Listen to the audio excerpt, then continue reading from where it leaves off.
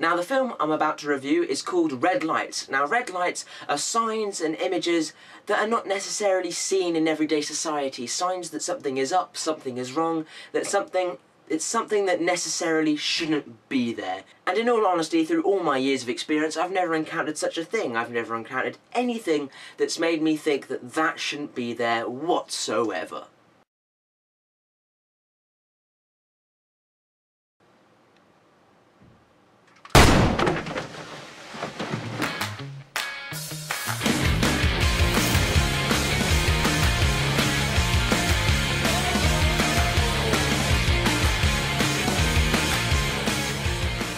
Hi guys, it's Xanderfaulk here and welcome to my review of Red Lights, directed by Rodrigo Cortés, who directed Buried, starring Sigourney Weaver, Cillian Murphy and Robert De Niro, as well as Elizabeth Olsen, you know, from Silent House fame. Now, Red Lights follows two psychologists, played by Sigourney Weaver and Cillian Murphy, as they practically go out to show the other side as the scam it really is. Pretty much their job is to expose people who are extorting other people's beliefs or fears. And then comes Simon Silver, a renowned psychic who was returned after supposedly killing one of his skeptics with just his powers, and they believe they can investigate him and prove him as the fake he is.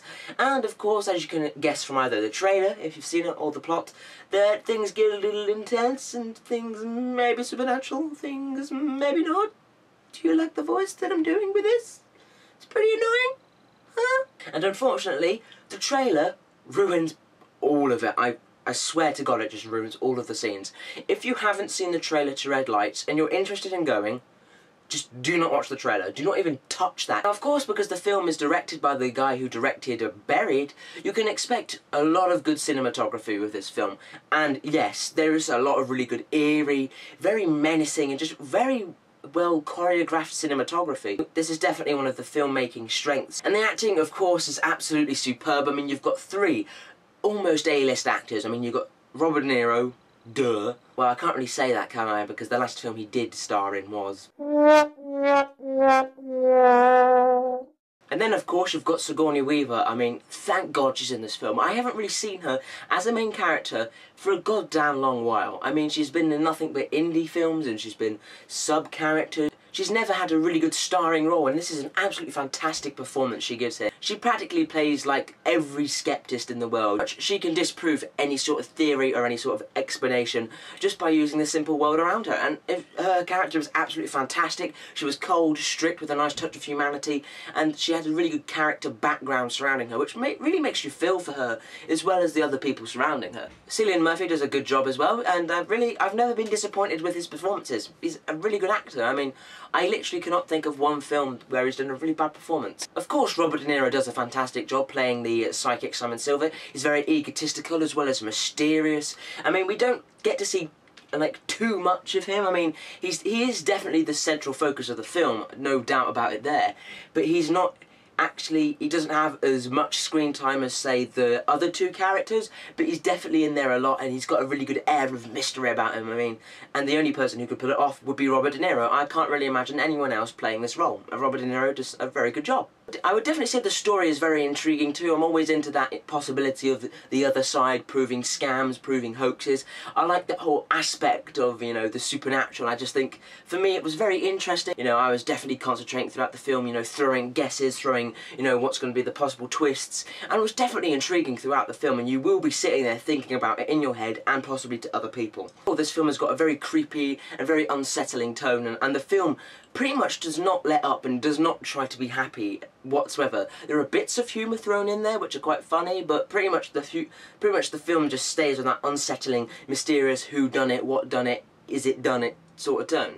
And this is also benefited by the fact that it has a really chilling soundtrack. It definitely helps set the atmosphere for this film. I would say though, my one complaint about the film is that it's pretty anticlimactic. The film like sets up so much by the end. You have gone through like various theories in your head, and when it comes to the reveal, you're sort of just left going, it was cool, but was that it? And the ending is pretty predictable. I mean, I didn't guess everything. I was surprised that some things didn't turn out the way I thought it was.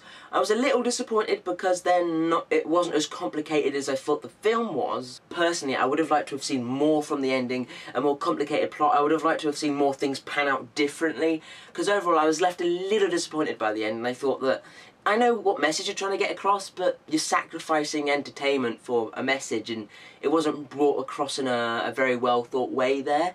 And also, Elizabeth Olsen's character, she does a really good job. She's a great actress. She should be in more. But she's not really in this film too much. She's actually more of a side character. I mean, they do focus on her, and it looks like she's going to be very important on, and she is important at the end. Her scenes just rub off in the wrong way, and personally, I don't think she was in it that much. And that's probably the reason why.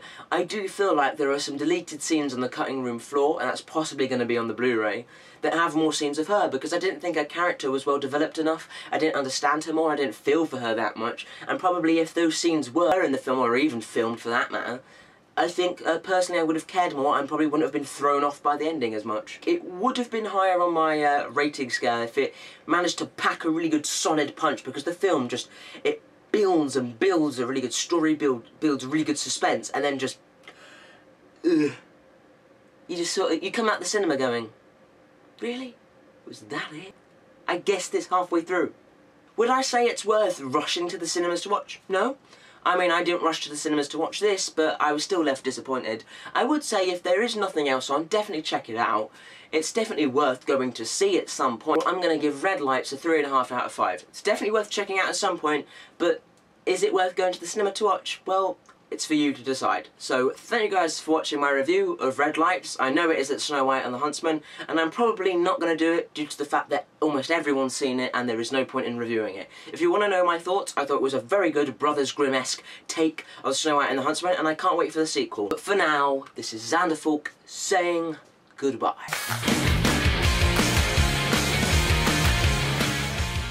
Sigourney Weaver, I mean, it's Sigourney Weaver.